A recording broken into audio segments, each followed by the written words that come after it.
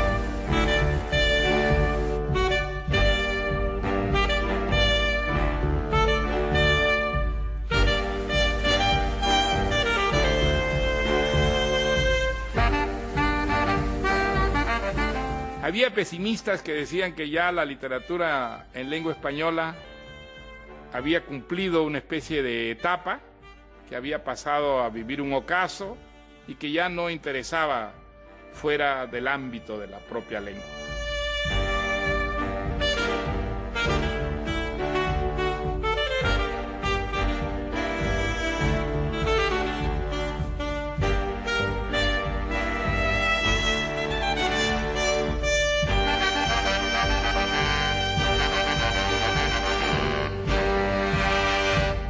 Desde luego que ha contribuido mucho el mito, ¿eh? Porque él es un mito ya, es una figura pues por la vida dramática, su muerte tan temprana, esos últimos años de agonía, escribiendo prácticamente con un pie en la tumba, todo eso ha creado un mito, pero el mito ha servido en este caso para potenciar el reconocimiento de una obra donde había originalidad, donde había calidad.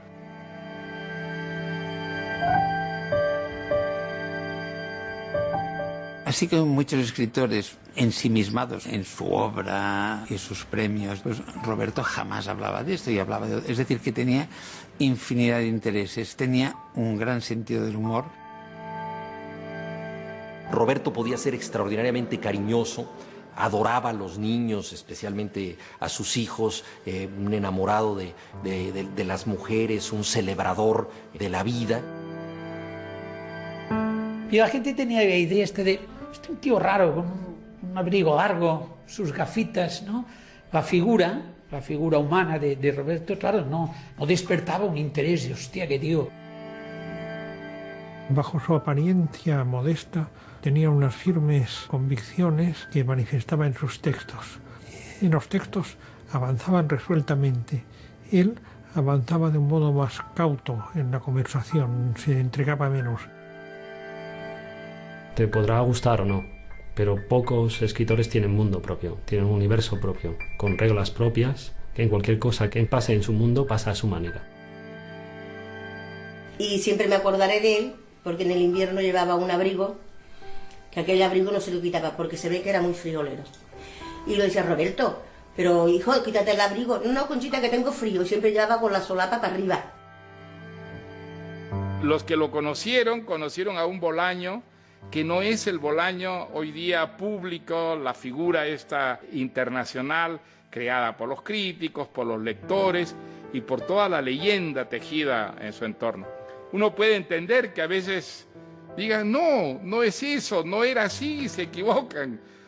Bueno, se equivocan y no se equivocan. Una figura es algo que producen no solo los hechos vividos por la persona, sino también las imágenes, las fantasías que los libros que esa persona escribió generan en sus lectores y en sus críticos y en la posteridad. 2666 era el sueño de todo editor. Por una parte, unas críticas fantásticas, pero por otra había vendido 100.000 ejemplares en Estados Unidos de una obra tan literaria, pero con tal fuerza como 2666. Y un poco el resumen de la crítica es que desde 100 años de soledad no había aparecido en el ámbito de la literary fiction una obra con este impacto. Yo he conocido gente en Nueva York, por ejemplo, jóvenes escritores que pagaron $50 para poder leer 2666 en las pruebas de imprenta, precipitándose para leerlo antes de que saliera a la venta. O sea, ya es algo de casi de fetichismo.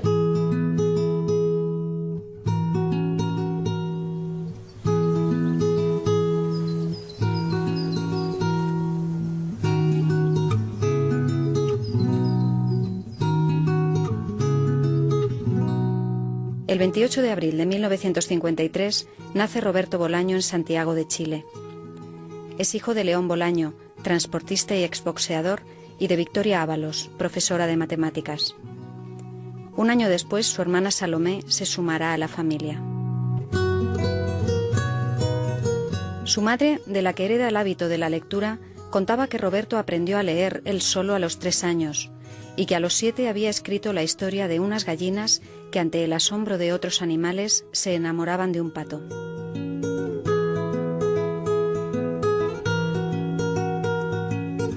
Durante la infancia, un médico le prescribe dejar de leer por una temporada debido a su adicción enfermiza. En 1968, la familia se traslada a México DF. Allí Roberto pasa su adolescencia, principalmente entre los libros de la biblioteca pública y entre los volúmenes de diversas librerías que visita asiduamente. Callejea, no tiene ninguna dificultad de adaptación al nuevo entorno y comienza su búsqueda fundamental. Quiere llevar una vida de poeta, sin plantearse el futuro que esta elección le va a deparar. Una apuesta a ciegas.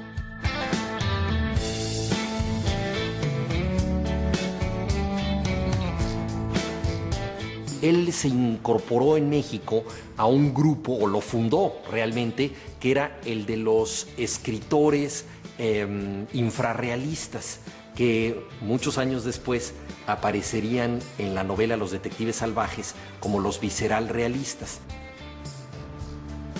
Los infrarrealistas eran, digámoslo así, autores punk, muy rebeldes, muy radicales, iban a actos culturales a reventarlos.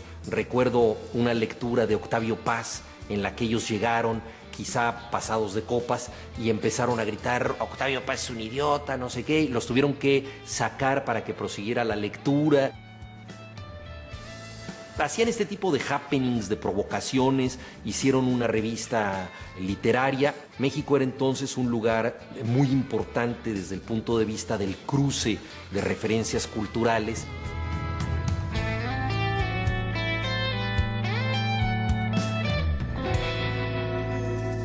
Yo empecé escribiendo poesía, al menos cuando empecé a escribir en serio,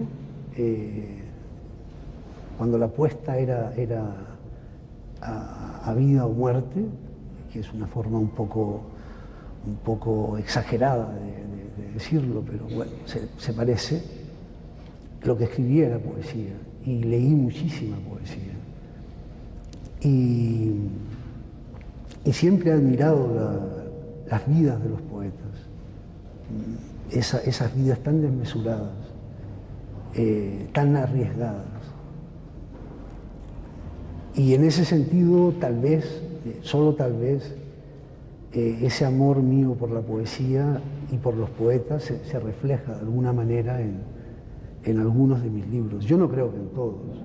Yo creo que además, yo como poeta no soy nada lírico, soy totalmente prosaico, cotidiano. Mi poeta favorito es Nicanor Parra. Nicanor Parra ya lo dice, que él no habla de crepúsculos ni de damas recortadas sobre el horizonte, sino de comidas y luego de ataúdes. Y ataúdes y ataúdes, lo repite.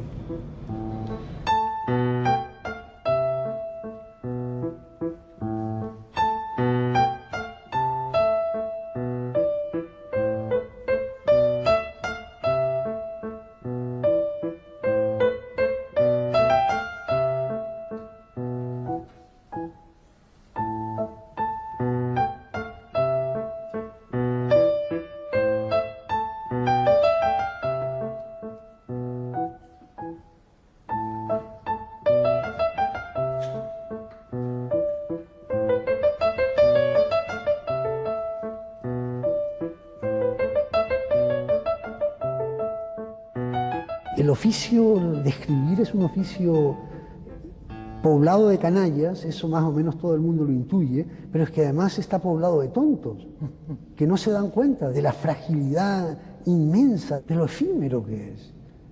Es decir, yo puedo estar con 20 escritores de mi generación y todos están convencidos de que son buenísimos y de que van a perdurar. Cuando él escribía críticas era muy parricida, criticaba mucho a las generaciones anteriores, lo que es siempre sano. La única manera como los hijos se liberan y alcanzan su propia personalidad es matando a los padres, o sea que eso puede ser un rito que él cumplió a cabalidad.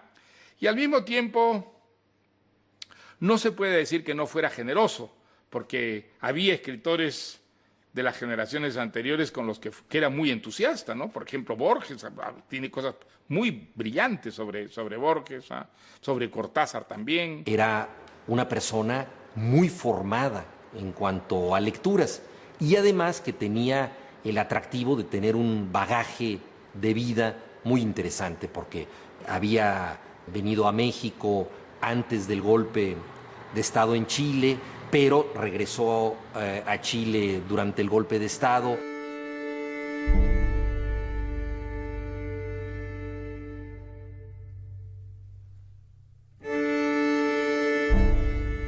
Justo cuando Pinochet dio su golpe de Estado, me presenté como voluntario para luchar contra los fascistas.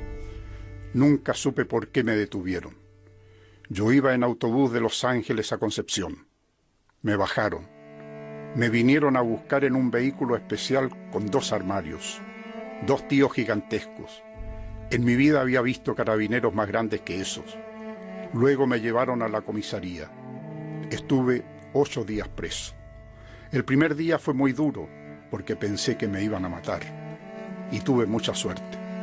Me sacaron de la cárcel 2 policías, que habían sido compañeros míos en el liceo, a los 15 años. Hasta ese momento pensaba quedarme a vivir en Chile, pero cuando me soltaron dije, yo me marcho.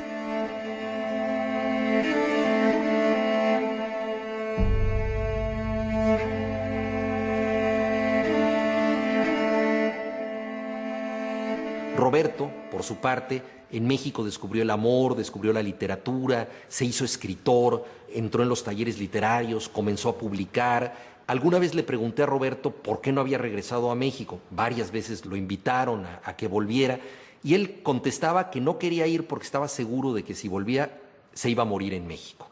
Una respuesta, por supuesto, muy literaria. Yo más bien creo que lo que él no quería era alterar ese México fantasmagórico que él había construido maravillosamente en su literatura y que obviamente no se correspondía con la realidad. En un momento dado, Barcelona reemplazó a París para los escritores latinoamericanos. Había que ir a Barcelona como las generaciones anteriores tenían que ir a París, porque era la manera de hacerse escritor. En Barcelona estaban las editoriales donde uno quería ser publicado. En Barcelona estaban o pasaban por allí los escritores con los que uno quería codearse. Barcelona era una ciudad muy hospitalaria para los escritores venidos de América Latina. Allí, después de casi 40 años de incomunicación, se restableció otra vez la comunicación entre hispanoamericanos y españoles.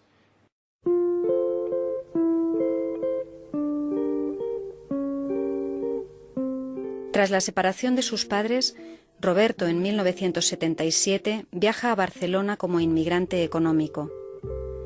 Llega para cuidar a su madre enferma.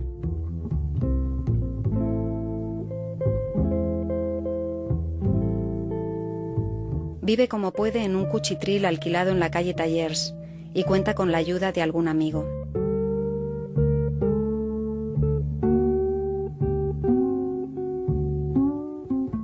Para Antonio García Porta, me han conmovido tus regalos.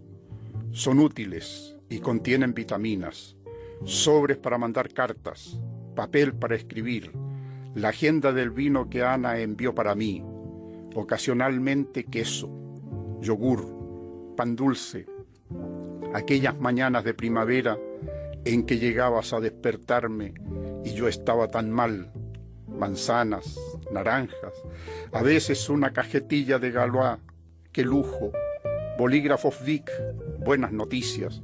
Escribo esto para darte las gracias.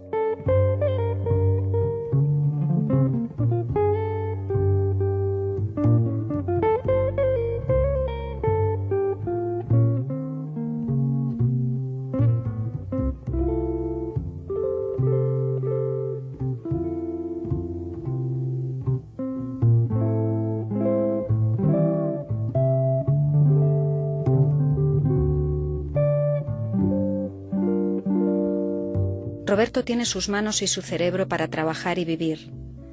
Continúa para él otro periplo, el de los empleos de supervivencia.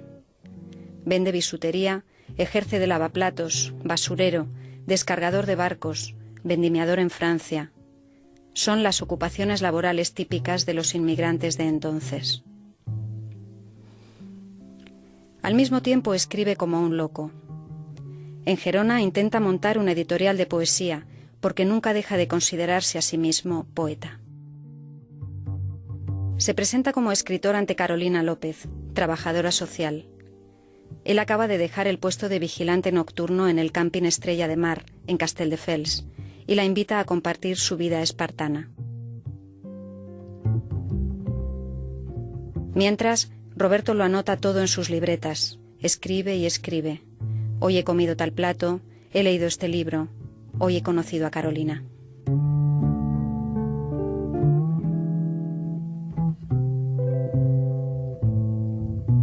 La madre de Roberto monta una tienda en Blanes, en la Costa Brava, y Carolina y Roberto se trasladan.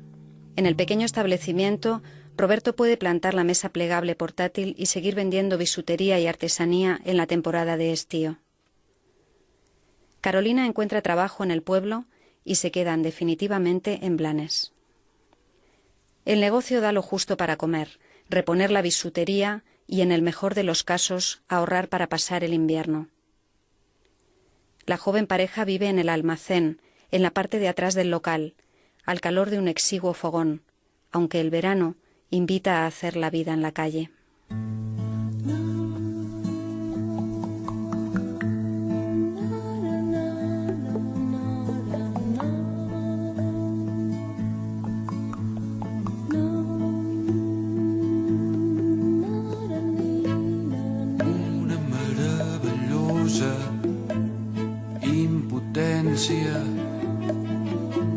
Endormiscar damunt germà. El meu germà invisible aire.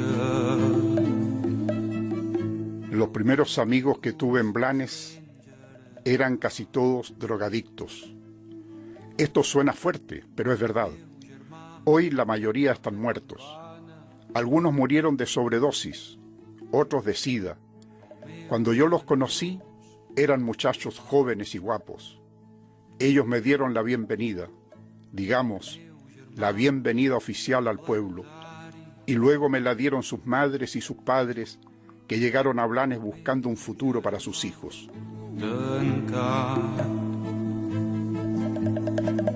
Dins d'un calaix d'armari,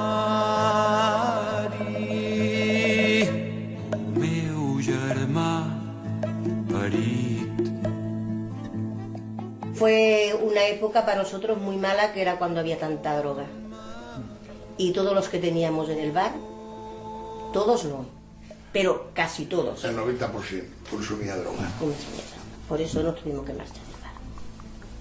Pero él con ellos no pero hablaba y dialogaba, que era muy poco diálogo, pero entraba: Conchita, hola, ¿qué? ¿Cómo estás? Bien. Roberto, ¿qué quieres hoy? No, hoy no quiero nada. Digo, uy, qué malamente que estás de dinero. Bueno, si me pones un café con leche, ya te lo pagaré después. Va, ya te pongo un café con leche, que es la única cosa que tomaba, ¿eh? A lo menos en mi casa de alcohol nunca. No contaba trabajo en ningún lado, no había trabajo, nada, trabajo no había ninguno. Esto sí que no. Cuestión que iban malamente de dinero.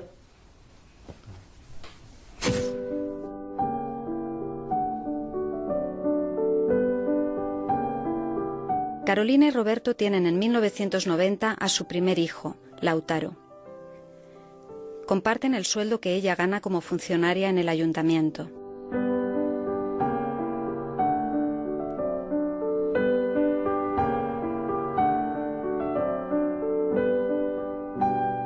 En 1992 se empieza a manifestar la enfermedad hepática que cercaría la salud de Roberto.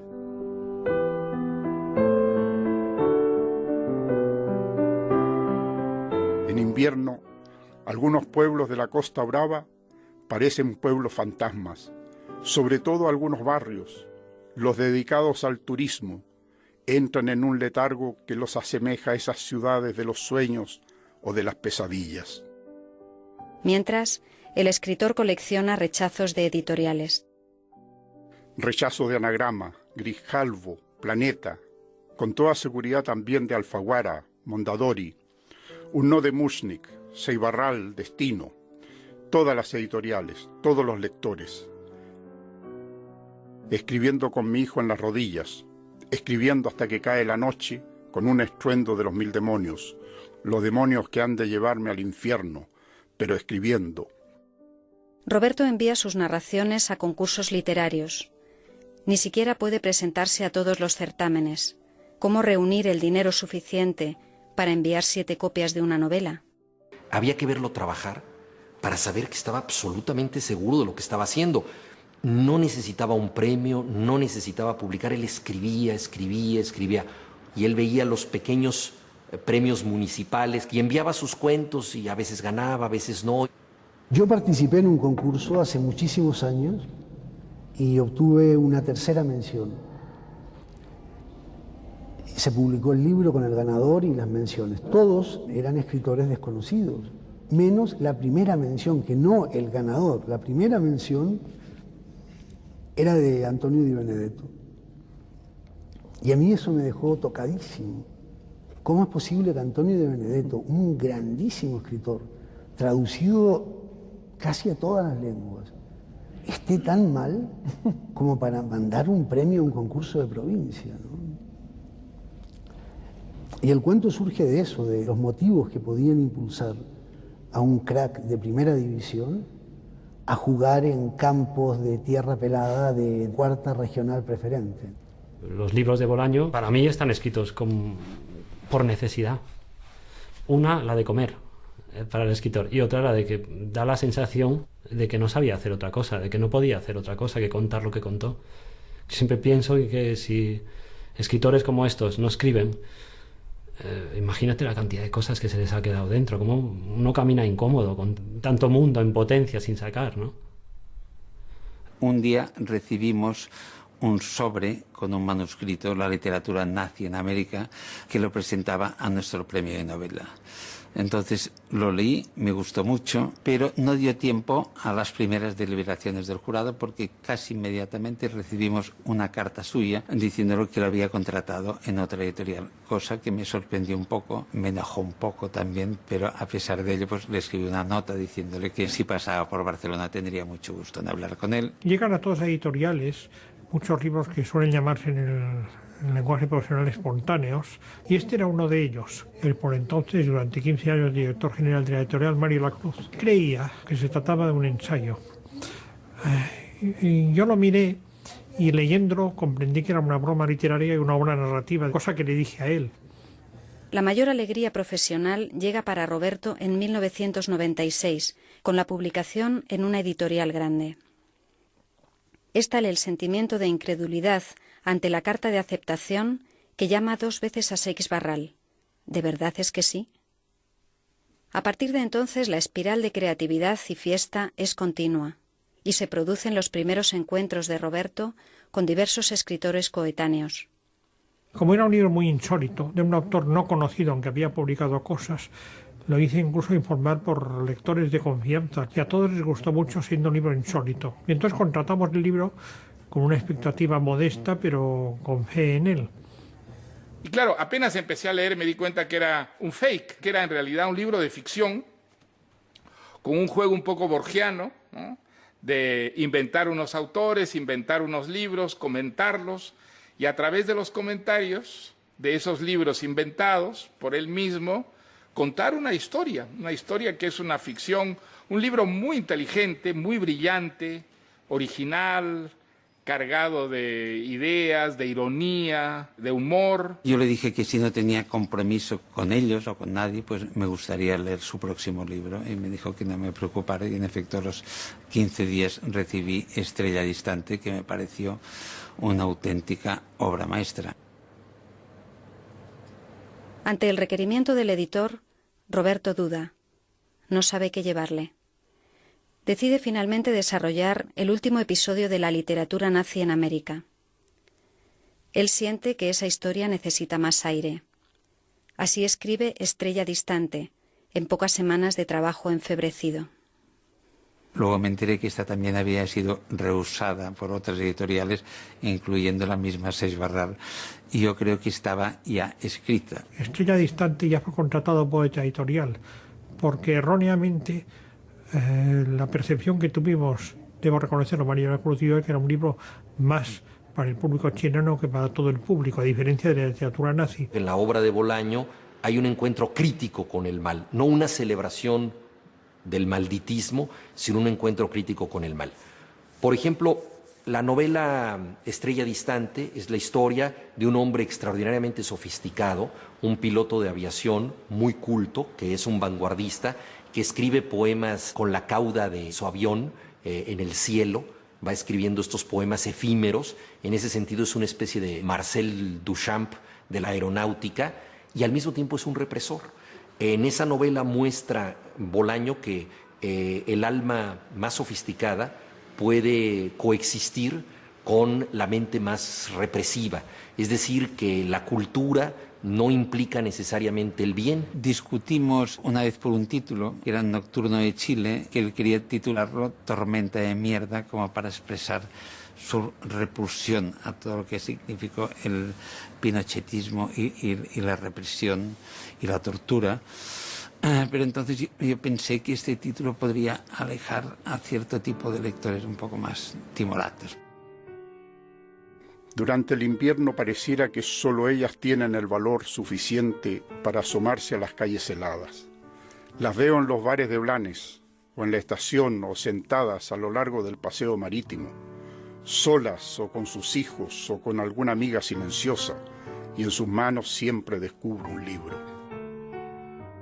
Mi amigo Joan Planel, pastelero de Blanes, afirma que él nunca se enferma y que siempre está de buen humor. Lo dice mitad en serio, mitad en broma, pero lo cierto es que durante este invierno atroz es la única persona que conozco que ha permanecido inmune a la gripe. Mi amigo Joan Planel dice que el secreto está en no hacerse mala sangre y en leer mucho y trabajar mucho. Fue una relación que se fue mejorando con el tiempo, primero la visita, la compra, pagar y marchar, y esta amistad, que fue una cosa, podríamos decir, era un cliente, pequeño, pero un cliente, y empezó a descubrir más cosas. Solamente sabía que escribía, pero sin más. Él también prudentemente decía, no, estoy haciendo a ver unas novelitas, pero en aquel momento publicaba poco. Todos tenemos la librería que nos merecemos, salvo los que no tienen ninguna. La mía es la Sant Jordi en Blanes. Una vez cada 3 días voy a husmear allí y a veces cruzo unas palabras con mi librera. Hace ya 18 años, cuando se vino a vivir a Blanes, levantó su librería y parece feliz. Yo también estoy razonablemente feliz con mi librera. Tengo crédito y generalmente me consigue los libros que le encargo. Más no se puede pedir. Siempre estaba leyendo, siempre. A todas horas. Incluso me han explicado que una vez se lo encontraron en el cine, viendo la película, y estaba viendo la película y estaba al lado del pasillo leyendo, ¿no? Y también recuerdo ahora a Narcís Serra, que tenía y aún tiene un videoclub y que era, y supongo que aún es una de las personas con mayor sentido del humor del pueblo.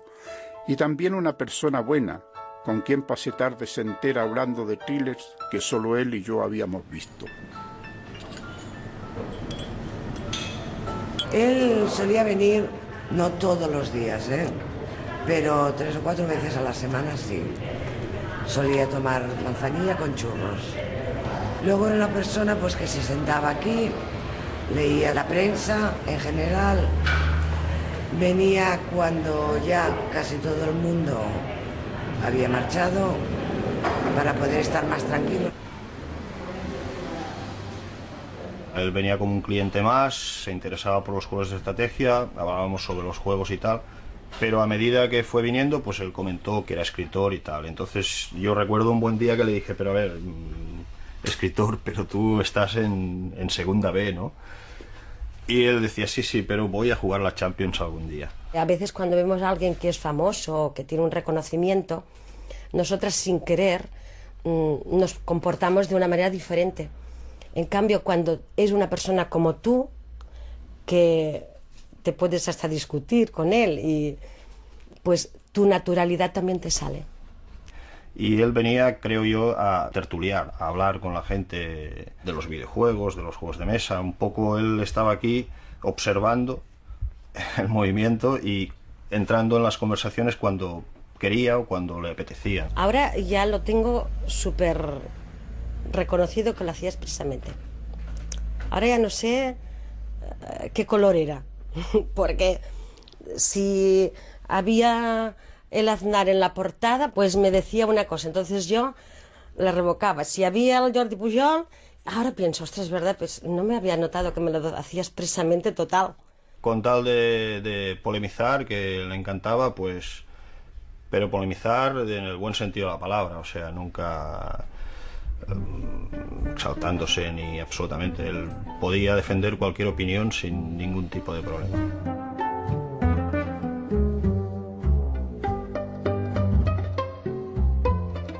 ¿Puede llegar a ser un autor absolutamente popular una literatura como la de Bolaño? No en lo inmediato, yo creo que es una literatura difícil.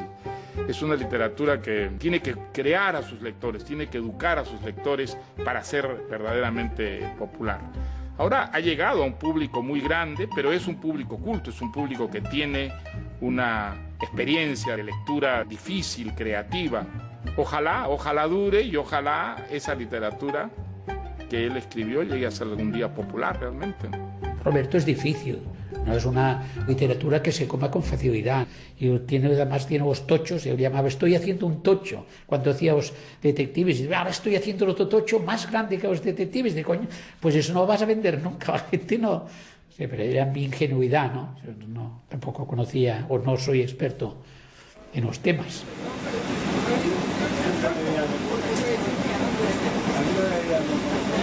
Una novela en donde lo único que solo se sostiene por un argumento y por la forma lineal de contar un argumento, o no lineal, simplemente un argumento que se sostiene en una forma más o menos archiconocida, pero no archiconocida en este siglo, sino en el XIX. Esa novela se acabó. Se va a seguir haciendo ese tipo de novelas y se va a seguir haciendo durante muchísimos años. Después de la invención de Morel, no se puede escribir una novela así, en donde lo que aguanta la novela es el argumento, ¿sí? En donde no hay estructura, en donde no hay juego, en donde no hay cruce de voces. Los Detectives Salvajes, recuerdo muy bien que me la trajo aquí a la editorial un viernes y la leí sábado y domingo sin poder parar, y con esta convicción tan exaltante de estar leyendo una obra maestra, aún en papel, pero que los lectores podrán compartir estos entusiasmos. Le sugerí que se presentara a nuestro premio de novela y se lo otorgaron por unanimidad. Esto ya dio un salto cualitativo importante y luego, al cabo de unos meses, ganó el premio Rómulo Gallegos, que es el premio de mayor prestigio en América Latina, que lo habían ganado pues García Márquez, Vargas Llosa, Carlos Fuentes, Javier Marías.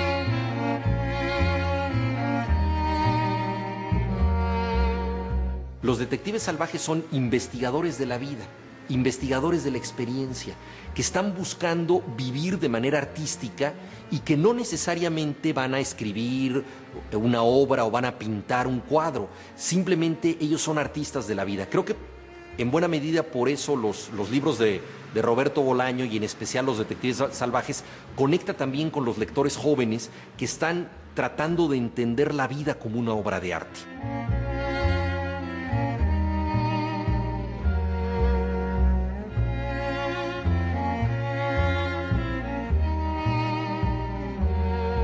Siempre hay casualidades.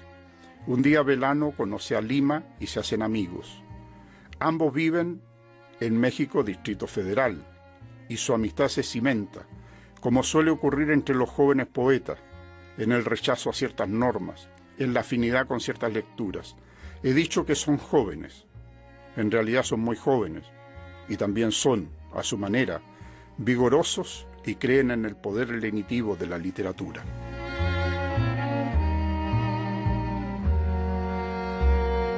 Ulises Lima era mi amigo Mario Santiago, que murió hace un año. Fue mi mejor amigo de lejos, y poeta mexicano, un ser extrañísimo. En realidad, Mario Santiago parecía haber bajado de un ovni hace un par de días, ¿no? Y tenía cosas tan extrañas como meterse en la ducha y seguir leyendo. Entonces se metía en la ducha y con la mano mantenía el libro así. Y lo peor es que eran mis libros. Y yo siempre veía mis libros mojados y no sabía qué había ocurrido. Y yo decía, es que ha llovido en México. Hasta que una vez lo sorprendí leyendo en la ducha. Y yo lo que tenía que haber hecho era ponerme de rodillas a rezar ante el milagro que había presenciado.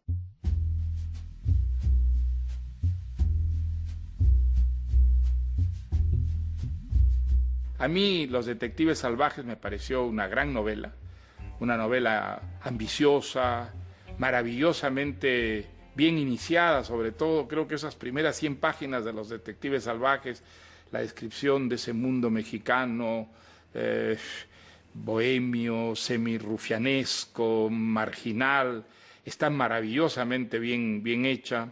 Luego la novela cambia bruscamente y se convierte en un juego, ¿no? En un juego también un poco borgiano. ¿Qué es esto?, dije.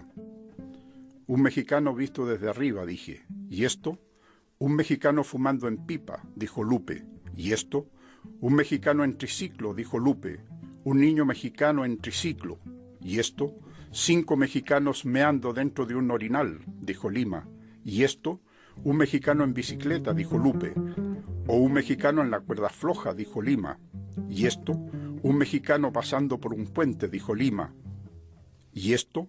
Un mexicano esquiando, dijo Lupe. ¿Y esto? 4 mexicanos velando un cadáver, dijo Velano.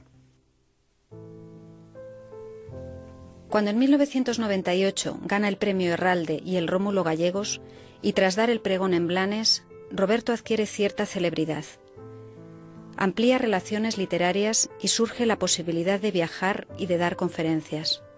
Pero es un hombre de rutinas y se debe a ellas a pesar del cambio vital.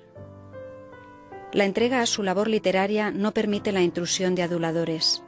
Ha tardado mucho en llegar el reconocimiento, que ha sorprendido a Roberto, ya vivido y con bastantes miserias en el cuerpo. Tal vez esto le salva de las malas influencias. Así que él persiste en sus hábitos de siempre. En mi casa no hay la más mínima comodidad. No tengo televisión y no tengo radio. Solo tengo un computador y un Walkman, pues cuando escribo escucho música. Yo no uso la calefacción. Paso los inviernos a pelo. Hay inviernos en los que estoy escribiendo y se me hielan las manos y lo que hago es irme de mi casa. Entonces parto a donde mi mujer para poner las manos al lado de la estufa.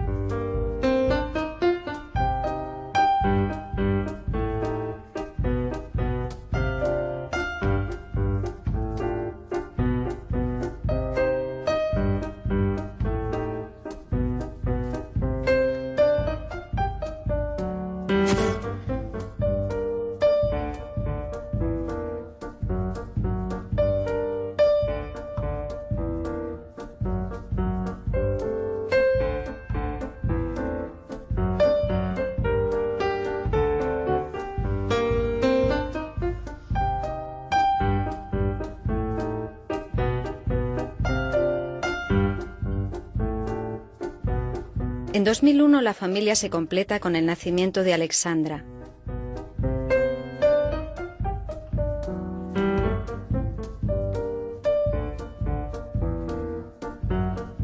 La gente a su alrededor, evidentemente que había ya un premio, un primer premio, por tanto una proyección importante, pero que la relación seguía siendo exactamente la misma. Él continuaba siendo y saludando a su gente hablaba con él y yo cambio no le vi, porque es que la cara siempre era la misma. Era exactamente el mismo Roberto, con sus inquietudes y sus ganas de trabajar, pero un gran trabajador. Vemos que con el poco tiempo que empezó, la carga literaria que ha hecho. Y, por ejemplo, a veces hablaba del personaje, sí, porque ahora tengo que terminarla y tengo un personaje que no sé cómo... yo digo, pues ves a lo fácil, ¿los matas o los casas? Y el tío decía que yo era un personaje de su novela. Y el día pues que hacíamos un poco de broma me amenazaba con que me iba a matar. No me provoques porque cuando llegue a casa te asesino brutalmente y entonces nunca sé si es cierto o no. Él decía eso y con otro chico que estaba aquí que también que lo tenía como guardaespaldas, decía él, de un matón y tal, ¿no? Al otro chico. Entonces yo no lo sé, pero hay un personaje en 2666 que se llama Santi Catalán y bueno, no sé. Podría ser. Santiago Catalán quedó tan impresionado que soltó a los perros y disparó un perdigonazo al aire. Las moscas se retiraron por un momento y pudo darse cuenta de que el cuerpo era el de una mujer. Recordó asimismo que por aquella zona ya se habían encontrado cuerpos de mujeres jóvenes asesinadas. Por unos segundos tuvo miedo de que los asesinos siguieran en el lugar y lamentó haber disparado.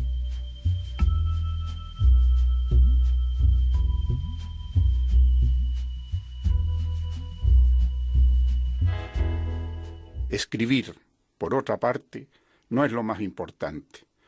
Lo más importante es leer, y yo no podría pasarme un año sin leer nada. Uno empieza comprando libros o robándolos, y termina leyéndolos, pero en mi caso ya es una obsesión. Compro libros y a veces ni siquiera los leo, los acaricio. Tengo muchos libros, y algunos no los he leído y sé que no los voy a leer jamás, pero de cuando en cuando los hojeo, pues me gusta tenerlos cerca. Fue el primer libro que compré en Europa. Se trata de la obra poética de Borges, editada por Alianza MC en el año 1972. Esa misma noche comencé a leerlo, hasta las 8 de la mañana, como si la lectura de esos versos fuera la única lectura posible para mí, y la única lectura que me podía hacer reflexionar, porque en la naturaleza de la poesía borgiana hay inteligencia, y también valentía y desesperanza, es decir, lo único que incita a la reflexión y que mantiene viva a una poesía.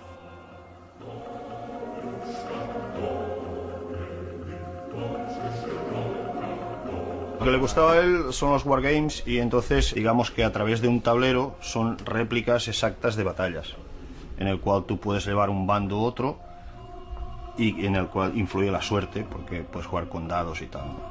Yo creo que él tenía una ventaja, que es que él era un gran inventor de historias.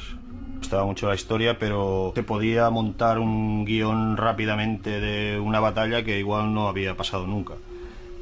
Y que luego decía, hostia, Roberto, pero quieres decir que... Y bueno, te lo dejaba en el aire, que no sabías si realmente era verdad o no era verdad.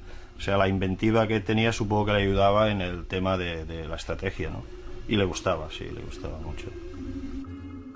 El Tercer Rey responde al interés de Roberto por los juegos de estrategia.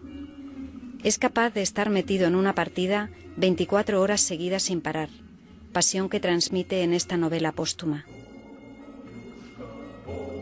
La historia narra la llegada de un jugador alemán de Wargames a un pueblo de la Costa Brava. Durante sus vacaciones escribe artículos sobre este fascinante mundo de jugadores y sobre literatura alemana, al tiempo en que entra en contacto con lugareños, con los que monta unas partidas ambientadas en la Segunda Guerra Mundial, otro argumento que Roberto domina. Creo que Bolaño es de los pocos escritores que lo póstumo podemos seguir disfrutándolo.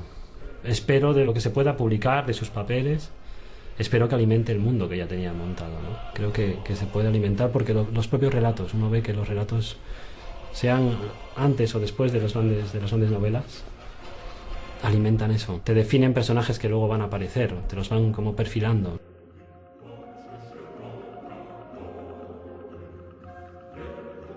La enfermedad no da tregua a Roberto.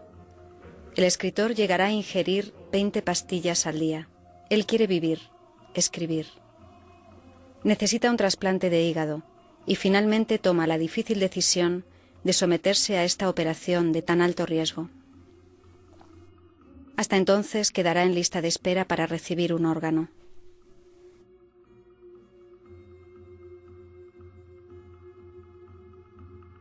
Seguro de que su tiempo se agota, su máxima preocupación es garantizar el futuro económico de sus hijos, y acomete su última gran odisea literaria.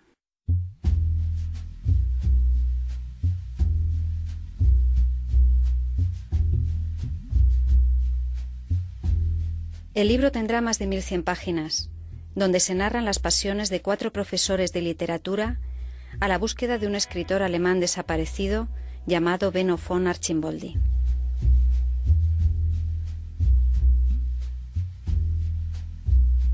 Hay un personaje que creo que es muy Bolaño, que es Reiter, Hans Reiter, por la enorme consciencia de la realidad, la hipersensibilidad hacia todo, y a la vez por ser impávido, como no pertenecer a este mundo.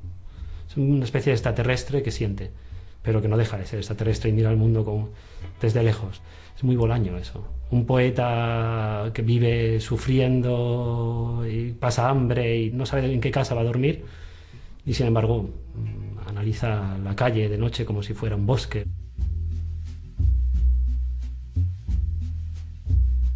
También se describe la investigación que emprende el periodista norteamericano Oscar Fate acerca de unos sobrecogedores asesinatos a mujeres en Santa Teresa, ciudad en la frontera entre México y Estados Unidos. Las mujeres atrozmente liquidadas son descritas una a una, en una prosa casi de práctica forense que rinde homenaje a las víctimas de crímenes que desde 1993 se suceden en Ciudad Juárez y que en su mayoría permanecen impunes. Me agotó el hecho de que enumerara muertes y que fuera muy rápido. Se detenían algunas que eran escabrosas y seguía enumerando. Era como es un machaque, ¿no? Constante. Si te quedaba algo de consciencia, ahí te la ha quitado, te ha destrozado ya. Si quieres seguir, ya estás completamente entregado.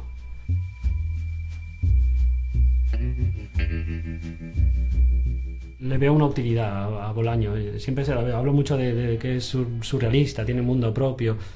Yo creo que consigue eso sin dejar de ser una persona con opiniones muy claras sobre qué está mal en el mundo real que nos rodea, ¿no?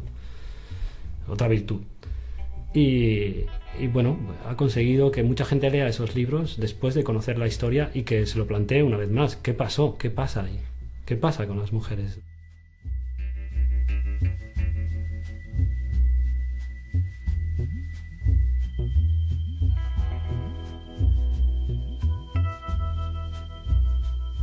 Ahí creo que el escritor estaba dándonos un toque de atención, estaba enfadado, ¿no? Si no, no se hubiera arriesgado tanto.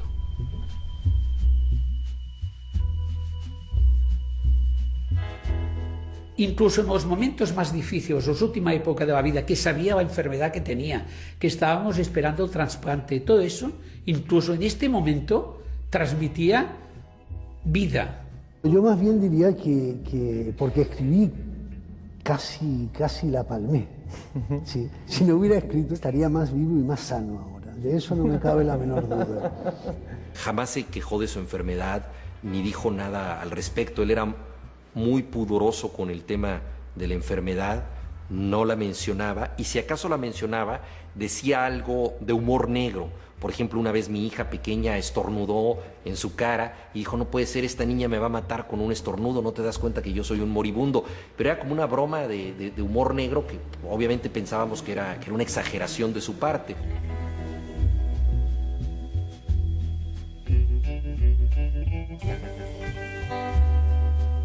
Yo soy de los que creen que el ser humano está condenado de antemano a la derrota sin apelaciones, pero que hay que salir y dar la pelea y darla. Además, de la mejor forma posible, de cara y limpiamente, sin pedir cuartel, porque además no te lo darán, e intentar caer como un valiente, y que eso es nuestra victoria. Hasta el último día, o sea, el día antes casi bien de ingresar, ¿no? Era en domingo y a mí me tocaba el turno de vender periódicos y vino muy tarde, ya eran casi la 1 y le dije, anda Roberto, hoy te has dormido, si te descuidas no encuentras ni al país. Me dijo, mira Fina, es que esta última novela me está matando. Digo, ¿cómo se llama la novela? Dice, 666. Digo, ya está, es que con ese título, ¿qué quieres que te pase? Digo, pues tírala a la basura. Dice, sí, hombre, ahora que la tengo casi terminada. 2666 lo llaman novela inacabada, ¿no? Menos mal, porque si la llega a terminar nos mata a todos. Roberto deja instrucciones de que 2666 se publique dividida en 5 libros, que se corresponden con las 5 partes de la novela, especificando el orden y periodicidad de las publicaciones, 1 por año, e incluso el precio a negociar con el editor. Con esta decisión cree dejar solventado el futuro económico de sus hijos. Decidimos publicarlo en un tomo y se han vendido docenas de miles de ejemplares. Es decir, que literariamente había que hacerlo así, pero incluso económicamente también era una buena decisión.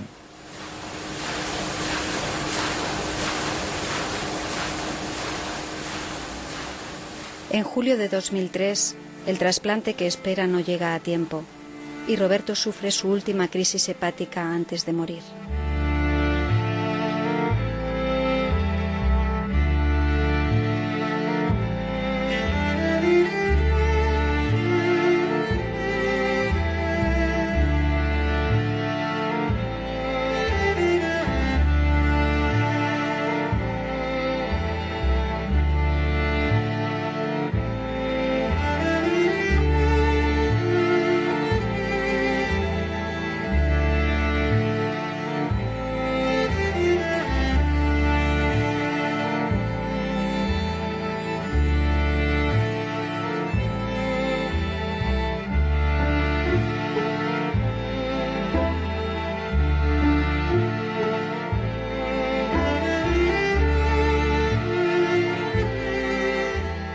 La obra buena, va fuerte, de más densidad, ha hecho en Blanes, viviendo con la gente y escuchando, aunque el tema no sea de aquí, ¿qué tiene que ver eso?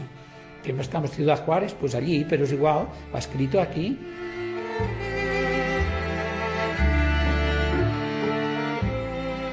Básicamente lo que él nos está diciendo es las condiciones para que surja el arte son un coche Impala, una carretera en México, buscar a una sacerdotisa que se llama Cesárea Tinajero, avanzar rumbo a los desiertos de Sonora, y las cosas que sucedan en el camino van a ser las aventuras, los episodios necesarios para que surja el arte. Lo que venga después ya no lo cuenta. Es como el viaje a Ítaca, y cuando llega a Ítaca ya no lo cuenta.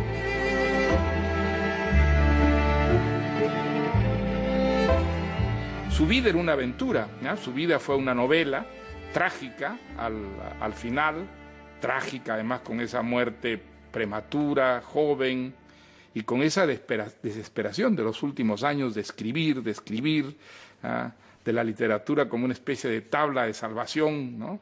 Para alguien que se va hundiendo. Pues todo eso, que ha contribuido mucho a crear el mito Bolaño, yo creo que está también en su literatura y da a su literatura la gran vitalidad y el gran dramatismo que tiene, ¿no?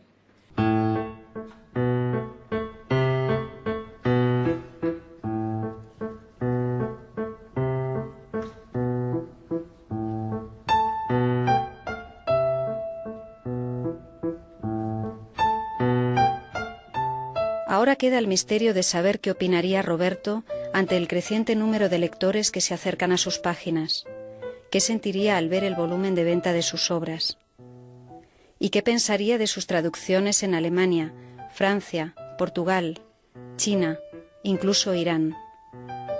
Bromearía sobre ello seguramente. Ante estos acontecimientos echaría mano de su virtud de reírse de sí mismo y de todos. Quizás usara su espíritu provocador. Seguramente se sentiría feliz.